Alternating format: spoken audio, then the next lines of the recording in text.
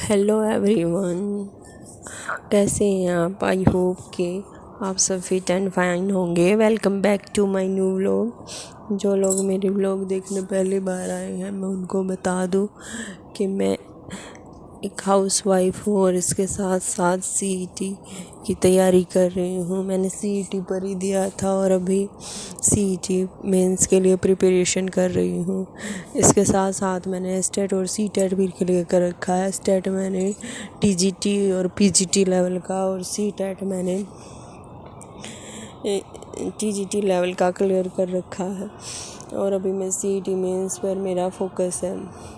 अभी मैं सुबह सुबह पढ़ रही हूँ, क्योंकि मैं फिर सुबह सुबह पढ़ती हूँ तो मेरे को सारा दिन ये सेटिस्फेक्शन रहता है कि मैंने कुछ टाइम अपनी स्टडी के लिए भी निकाला, क्योंकि फैमिली रिस्पॉन्सिबिलिटी भी हो जाती है और बच्चों को भी तैयारी करवानी होती है स्टडी की, क्योंकि उनका न्यू सेशन स्टार्ट हुआ है तो वो भी धीरे धीरे उनकी भी स्टडी ट्रैक पर आ रही है। तो मैंने उनका ट्यूशन भी नहीं लगवा रखा, मैं खुद ही पढ़ाती हूँ दोनों बच्चों को।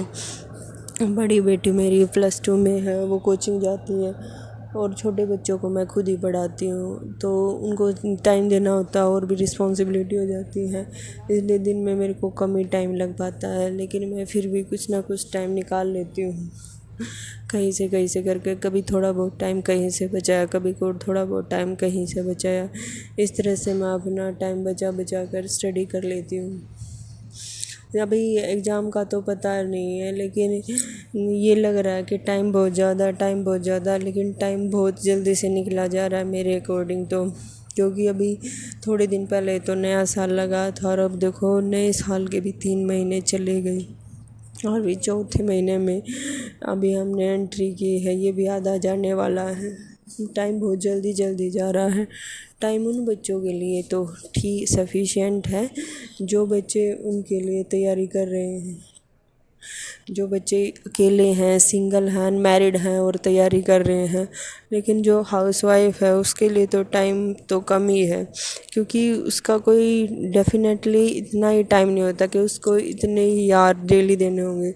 उसके लिए कभी आधा घंटा भी मिल सकता है और कभी 3-4 घंटे भी मिल सकते हैं, क्योंकि उसके पास और भी बहुत सारी फैमिली रिस्पॉन्सिबिलिटी जो होती हैं और बच्चों के साथ भी उनको भी स्टडी करवानी होती है। इसलिए है ना, एक हाउसवाइफ के लिए तो टाइम ज़्यादा नहीं है। और अभी मैंने बच्चों के लिए खाना बनाया था और अभी मैं उनके लिए कुछ और डिश बना रही हूँ। मेरी बड़ी बेटी है वो +2 में है और छोटी है वो 7th में है, बेटा 3rd क्लास में है। धीरे धीरे करके वो भी बेटा भी सीख रहा है, वो छोटा है, लेकिन जो गुड़िया है बड़ी है वो उससे जल्दी सीख जाती हैं, क्योंकि वो छोटा है तो उसको थोड़ा सा टाइम लग रहा है, लेकिन धीरे धीरे वो भी सीख जाएगा।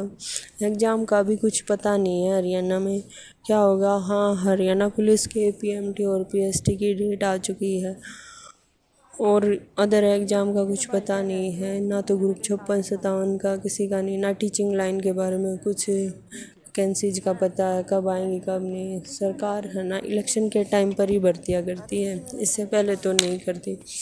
2029 से पहले तो देखो होएगा या नहीं, या फिर इलेक्शन के टाइम ही करती है। अभी पीछे वाली भर्ती में तो सरकार ने जब इलेक्शन के बाद ही ज्वाइनिंग दी थी उन बच्चों को, उसके बाद ही उनकी लिस्ट लगाई थी और फिर उसके बाद ज्वाइनिंग दी थी, क्योंकि सरकार को अपना देखना होता है, वोट बैंक का चक्कर है सब कुछ। बेरोज़गार बच्चों के बारे में कोई नहीं सोचता। और हरियाणा में ये ख़ास बात है कि नौकरी तो तुम्हें मिल जाएगी, लेकिन थोड़ा सा टाइम लग के मिलेगी, ये हरियाणा में ख़ास बात है। तो अपनी गवर्नमेंट जॉब की तैयारी नहीं छोड़नी चाहिए, हमें डेली कंसिस्टेंसी मेंटेन रखनी चाहिए, क्योंकि ये तो पता है कि भाई एग्ज़ाम होगा, अभी टाइम लग सकता है, इसलिए कंसिस्टेंसी ना ही तोड़े तो ठीक है। क्योंकि अभी अगर कंसिस्टेंसी तोड़ दे तो हम काफ़ी पीछे चले जाते हैं, फिर वो रूटीन नहीं बन पाता, सारी चीज़ें भूल जाते हैं। तो इसलिए कंसिस्टेंसी नहीं तोड़नी चाहिए, डेली कुछ ना कुछ टाइम निकाल के स्टडी तो ज़रूर करनी चाहिए। मॉक टेस्ट भी ज़रूरी है, वो भी लगाने चाहिए। तो आज का व्लॉग इतना ही था, मिलती हूँ आपको एक नए व्लॉग में, तो तब तक के लिए बाय। कमेंट और लाइक ज़रूर